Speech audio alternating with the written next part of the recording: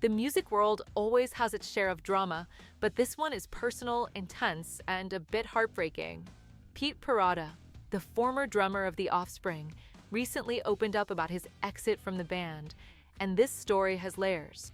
Pete had been drumming for The Offspring for over a decade, but he found himself in a tough spot when the band decided to part ways with him back in 2021. The reason? His decision not to get vaccinated. But before you jump to conclusions, here's the catch.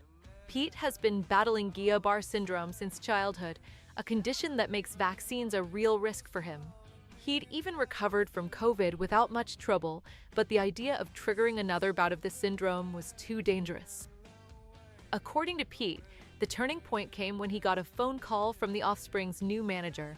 Describing it as the most abusive and threatening call of his career, Pete said there was no room for understanding.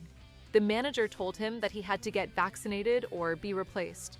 Pete tried to explain his medical history, but his words were met with shouting. It wasn't a conversation, Pete recalled. He just kept cutting me off, making threats and yelling at me. It was shocking. Pete reached out to the band's other members, hoping for support. But instead of addressing the manager's behavior or Pete's concerns, the focus stayed on his refusal to get vaccinated. Within a week, communication had completely stopped. Pete found out he'd been replaced in the most impersonal way possible by checking his flight app and discovering his trip to rehearsal had been canceled. Pete didn't just sit back and take it, though. He shared his story on Instagram, offering an explanation of why he couldn't take the vaccine and wishing the band well despite everything.